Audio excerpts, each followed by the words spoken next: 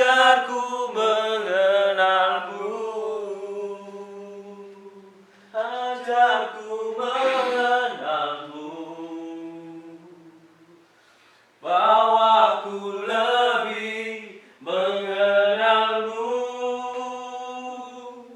pribadimu yang ku rindu.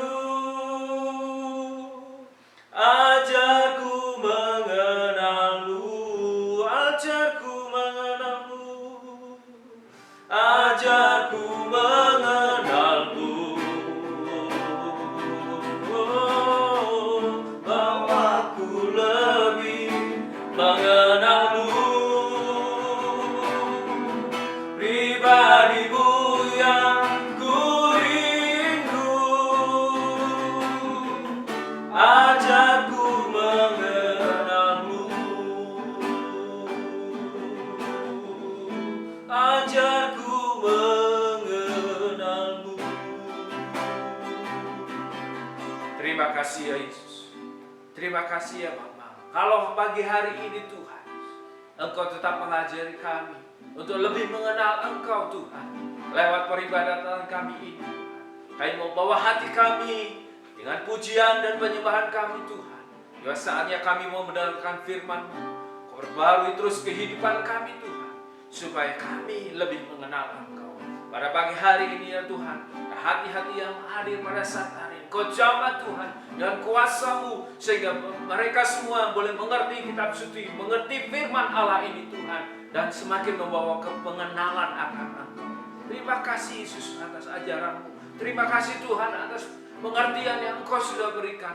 Terima kasih ya Tuhan Yesus, kami mengucap syukur atas segala perkara yang Engkau sudah berikan bagi hari ini Tuhan. Kesehatan, kekuatan, kemampuan kami hari ini Tuhan. Biar semuanya ini untuk membawa kami lebih mengenal Engkau ya Tuhan. Kami berdoa di dalam nama Yesus. Biarlah kuasa-kuasa kegelapan yang ada di sekeliling tempat ini, bawa ke dia Tuhan Yesus yang ingin mengganggu ibadatan ini Tuhan. Kami tahu ada kuasa Allah yang besar, yang penuh dengan kuasa. Kami tahu ya Tuhan, firman Allah akan diberitakan bahwa kami semakin kuat di dalam Engkau Tuhan. Terima kasih dalam nama Tuhan Yesus Kristus. Haleluya, haleluya, amin. Shalom saudara, selamat pagi semuanya. Tuhan Yesus memberkati di bulan Agustus minggu yang kedua ini. Tentunya pemeliharaan Tuhan, pemeliharaan dari Allah sendiri yang terus terjadi di dalam kehidupan kita. Mari kita sama-sama membuka kitab suci kita, firman Allah yang terdapat di dalam Matius pasal 18 ayat 1 sampai 11. Kita akan membaca bergantian ya. Dalam perikop kitab Matius pasal 18 ayat 1 sampai 11. Saya akan mulai, saudara mengikutinya. Pada waktu itu datanglah murid-murid itu kepada Yesus dan bertanya, "Siapakah yang terbesar dalam kerajaan surga?" Maka Yesus memanggil seorang anak kecil dan menempatkannya di tengah-tengah mereka. Lalu berkata, "Aku berkata kepadamu, sesungguhnya jika kamu tidak bertobat dan menjadi seperti anak kecil ini, kamu tidak akan masuk ke dalam kerajaan surga. Sedangkan barang siapa merendahkan diri dan menjadi seperti anak kecil ini, dialah yang terbesar dalam kerajaan surga. Dan barang siapa menyambut seorang anak seperti ini dalam namaku, ia menyambut aku." Kan satu dari anak-anak kecil ini yang percaya kepadaku, lebih baik baginya jika sebuah batu kilangan diikatkan pada lehernya, lalu ia ditenggelamkan ke dalam laut. Celakalah dunia dengan segala penyesatannya. Memang penyesatan harus ada, tetapi celakalah orang yang mengadakannya. Jika tanganmu atau kakimu menyesatkan kau, penggalah dan buanglah itu, karena lebih baik bagimu masuk ke dalam hidup dengan tangan atau timpang daripada dengan kedua tangan dan kedua kakimu dicampakkan ke dalam api kekal. Dan jika matamu menyesatkan engkau, cungkilah dan buanglah itu, karena lebih baik bagimu ke dalam masuk ke dalam hidup dengan bermata satu daripada dicampakkan ke dalam api neraka dengan bermata dua. Ayat 10. Ingatlah jangan menganggap rendah seorang dari anak kecil ini, karena aku berkata kepadamu, ada malaikat mereka di surga yang selalu. Karena anak manusia datang untuk menyelamatkan yang hilang. Saudara, bisa melihat gambar di sini, yaitu ya, kalau boleh saudara perhatikan, ini ada rumah diapit oleh jalan layang. Ya, ini terjadi di Guangzhou di Cina ya. Ini rumahnya ini rumah Bapak Liang namanya. Yang punya ini Bapak Liang punya rumah tidak mau digusur. Sudah 10 tahun negosiasi ya, sudah nego-nego 10 tahun lamanya nggak mau pergi. Ya, tidak mau pindah dari tempat yang mau dijadikan jalan layang ini. Ya. Akhirnya pemerintah ini dan pengembangnya tetap membangunnya sehingga posisinya seperti ini, saudara. Ngeyel itu bandel ya. Nah, nih rumahnya nggak besar ya, tetapi ya menghalangi jalan ini. Ya, dikenal dengan Dingziyu atau rumah paku. Jadi nggak pergi gitu ya. Di jalan layangnya ya ada di sini.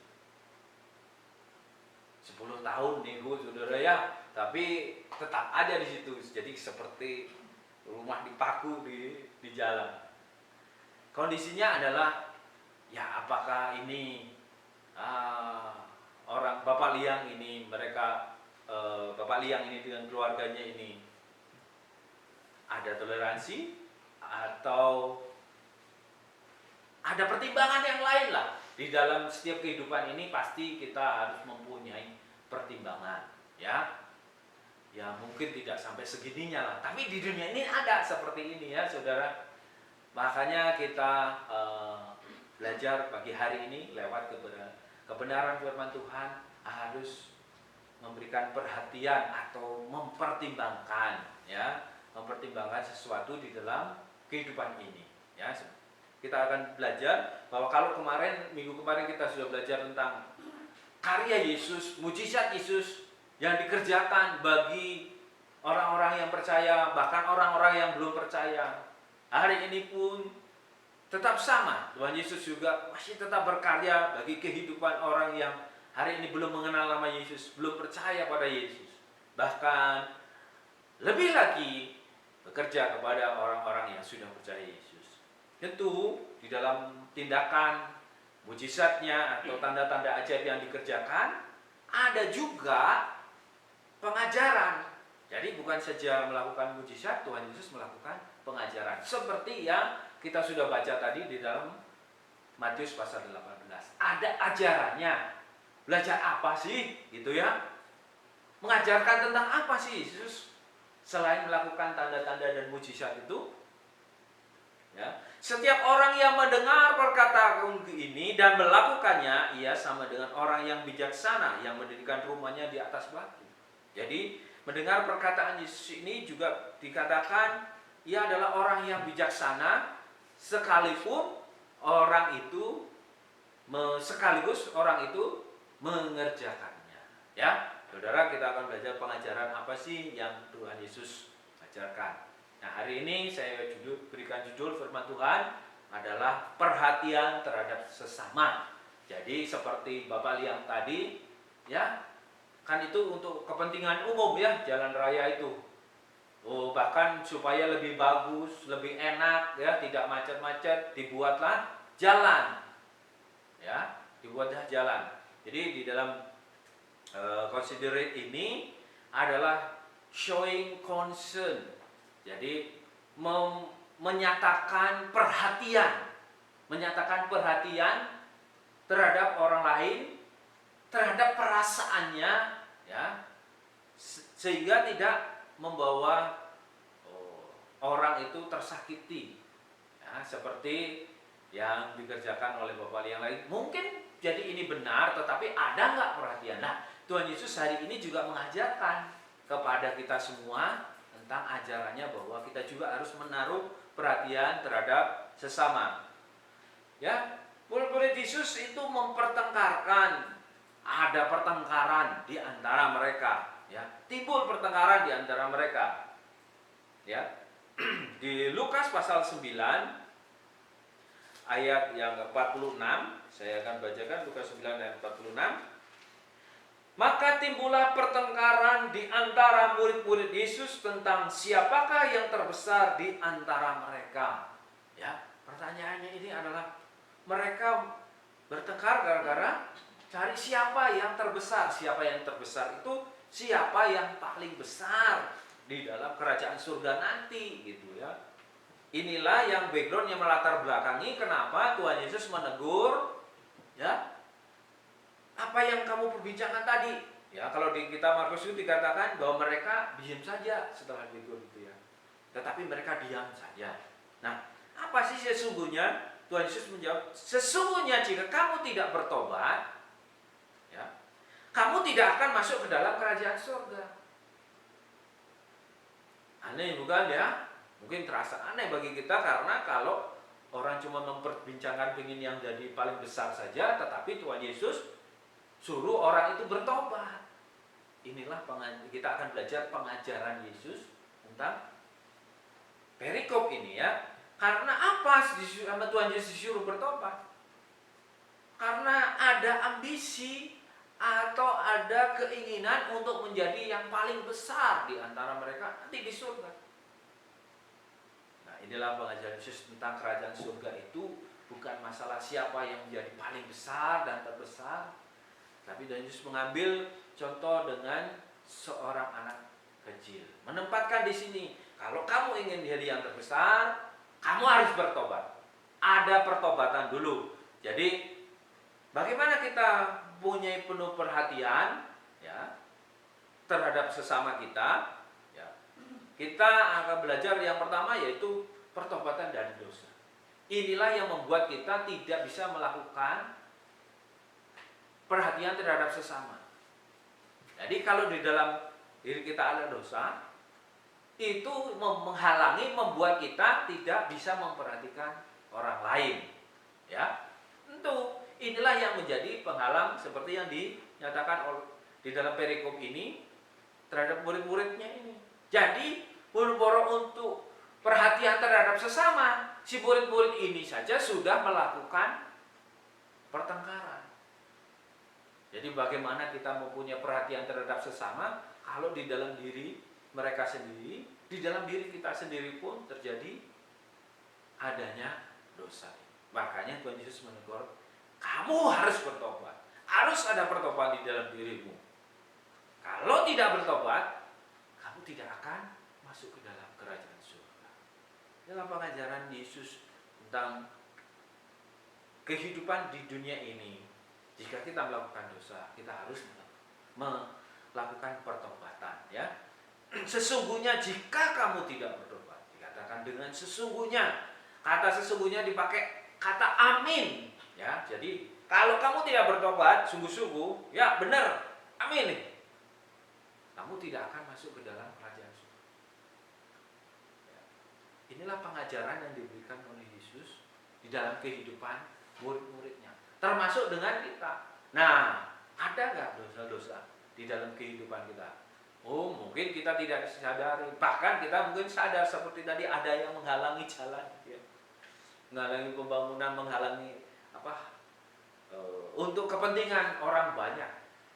Bahkan itu bukan cuma digusur aja, dikasih penggantian, bahkan direlokasi supaya ditaruh di tempat flat atau apartemen. Tapi ini tidak. Inilah yang menghalang. Makanya Yesus mengajarkan, hati-hati ya, ada dosa loh. Itu yang menjadi penghalang kita untuk bisa punya perhatian terhadap sesama. Yang berikutnya adalah kita tidak membawa kepada penyesatan. Penyesatan itu bisa terjadi, tadi dikatakan di dalam ayat 16 ini, ayat 6 sampai 11, penyesatan itu terjadi terhadap diri kita sendiri. Satu ya, terjadi pada diri kita sendiri, dikatakan jika tanganmu menyesatkan. Kalau bahasa aslinya itu adalah orang yang membawa kepada dosa. Ya. Dipakai kata skandalon, yaitu tangan yang membawa kepada dosa. Terus kaki, jika kakimu membawa kepada dosa. Nah, itu terjadi pada diri sendiri. Ya, kalau kita itu maksudnya tanganmu yang menyesatkan, artinya itu tangan bagaimana ya menyesatkan kemana? Kan tangan nggak ada matanya, kok bisa menyesatkan? Tetapi tangan yang melakukan perbuatan dosa. Ya, seperti juga kaki yang menyesatkan, kaki yang melangkah untuk melakukan dosa. Itulah arti kata yang memang dipakai di dalam bahasa aslinya, menyesatkan itu. Bukan kakinya jalan kemana-mana gitu ya. Bukan arti yang seperti itu, tetapi melakukan dosa. Itu yang membuat jadi tersesat. Ya, sehingga membawa kepada penyesatan. Yang pertama kepada diri sendiri. Kan tangan dan kaki sendiri gitu ya. Yang kedua, penyesatan ini terjadi penyesatan kepada orang lain. Ya kan? Tetapi barang siapa menyesatkan salah satu dari anak-anak kecil ini yang percaya kepadaku, lebih baik baginya jika sebuah batu kilangan diikatkan pada lehernya lalu ditenggelamkan ke dalam laut. Penyesatan itu juga bukan terjadi pada diri sendiri, tetapi penyesatan kepada orang lain. Contohnya, kita membawa pengaruh dampak buruk. Ya. Yang ketiga adalah penyesatan terjadi dari pihak lain terhadap kita. Ya. Apa itu? Banyak sekali, apalagi sekarang ini. Inilah pengajaran yang Tuhan Yesus ajarkan untuk supaya kita bisa considerate atau memperhatikan sesama. Hati-hati, ini ada penyesatan. Banyak penyesatan melalui media massa nih sekarang. Mau WA, Line, Facebook, IG, TikTok, apapun sekarang. Dan bermacam-macam. Itu dari luar yang bisa membawa penyesatan. Inilah yang ditekankan oleh Yesus. Hati-hati. Kamu bisa menyesatkan diri kamu sendiri.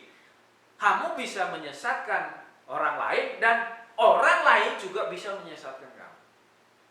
Inilah pengajaran yang Tuhan Yesus sampaikan untuk kita consider atau memperhatikan, bukan saja untuk diri kita tetapi untuk orang lain. Ingat ya, kita tentu tidak boleh menyesatkan orang lain, apalagi kita membawa kesesatan sendiri. Kesesatan sendiri itu adalah tadi tangan, kaki, bisa digambarkan itu ya, seperti itu.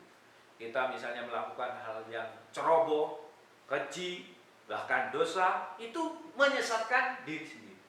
Dan ingat, hari ini banyak penyesatan dari luar sana. Bahkan Yesus mengatakan pada awal-awal pelayanannya dikatakan bahwa hati-hatilah terhadap nabi-nabi palsu, guru-guru palsu, penyesat-penyesat itu.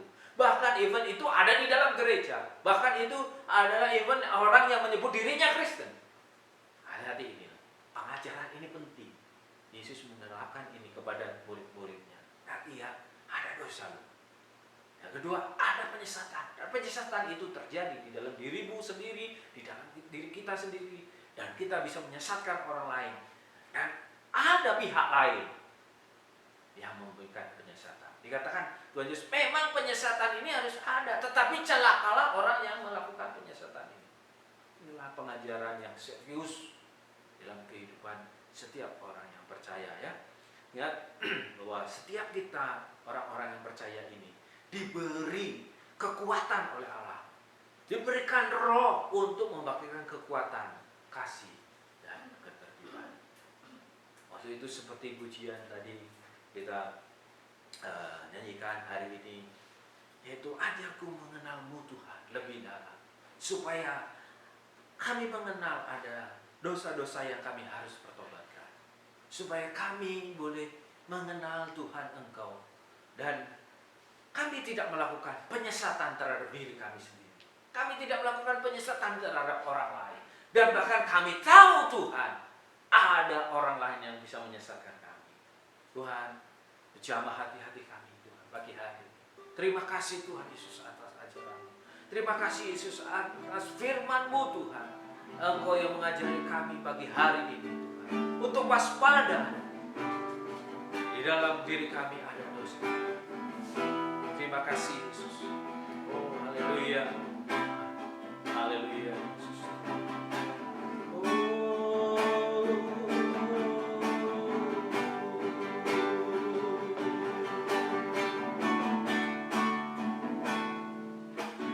Aku ingin tinggal dalam pelataran-Mu.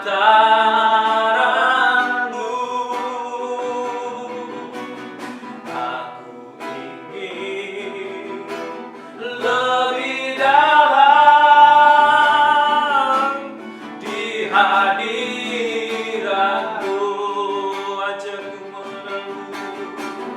Ajarku mengenal-Mu, bawaku lebih mengenal-Mu, pribadi-Mu yang ku rindu. Ajarku mengenal-Mu, ajarku mengenal-Mu, ajarku mengenal-Mu. Bawaku lebih mengenal-Mu, pribadi-Mu yang ku rindu. Ajarku mengenal-Mu. Terima kasih Yesus. Terima kasih ya Bapa. Kalau pagi hari ini Engkau mengajari kami dengan pengajaran-Mu yang sungguh-sungguh Tuhan Yesus, kami harus concern, kami harus perhatikan Tuhan. Kami harus mempunyai perhatian juga terhadap orang lain, yaitu memberitakan Injil-Mu Tuhan, menyampaikan kabar baik itu, menyampaikan Injil tentang Yesus Kristus. Engkau mengajari kami Tuhan Yesus untuk peduli juga terhadap sesama kami. Itulah yang menjadi konsep perhatian kami Tuhan sebagai orang-orang percaya. Namun sebelum itu Tuhan Engkau mengingatkan setiap kami, mengingatkan setiap pribadi-pribadi kami yang percaya kepada-Mu Tuhan. Jika ada dosa, itulah yang harus dipertobatkan. Yang kedua adalah seadanya penyesatan. Di dalam diri ini bisa terjadi penyesatan terhadap diri sendiri. Ada juga bisa memberikan penyesatan kepada orang lain, membawa orang lain jatuh ke dalam dosa, membawa orang lain menjadi berdosa. Dan lebih celaka kalau ada orang lain juga membuat kita menjadi berdosa di hadapan Tuhan. Oleh sebab itu, inilah pengajaran yang penting yang Yesus ingin ditekankan kepada murid-murid. Terima kasih Tuhan, hari ini pun kami mau belajar Tuhan, dan kami mau concern, dan kami ya Tuhan Yesus mau melakukan considerate, yaitu menunjukkan concern kami ya Tuhan kepada orang lain melalui pembenaran di dalam kehidupan kami lewat karya firman-Mu Tuhan. Terima kasih Tuhan Yesus, Kau berkati kami semua, Kau berkati ya Tuhan anak-anak-Mu yang sudah hadir di dalam ibadah ini. Yang berdoa juga ya Tuhan Yesus untuk mereka yang menyaksikan live streaming ini. Kau jamah hati mereka Tuhan Yesus. Kau nyatakan dosa itu Tuhan supaya mereka tahu dan mempertobatkannya, sehingga bisa menjangkau banyak orang, menjangkau setiap orang-orang yang belum mengenal Engkau Tuhan, dan bukan membuat orang lain tersesat, tidak mengerti jalannya menuju kepada kekekalan, akan membuat orang mengerti dan mengarahkan orang yang tersesat ini menuju jalannya yang ada. Saya itu adalah Yesus Kristus. Akulah jalan dan kebenaran dan hidup. Kami mau bawa ya Tuhan Yesus jiwa-jiwa ini kepadamu, seperti yang Engkau ingin kerjakan di dalam hidup ini. Terima kasih ya Tuhan. Kami berdoa dalam berkat Allah yang melimpah daripada Allah Bapa, kasih sayang daripada Tuhan Yesus Kristus, dan penyertaan daripada Roh Kudus dari hari ini sampai selama-lamanya. Haleluya, haleluya, amin.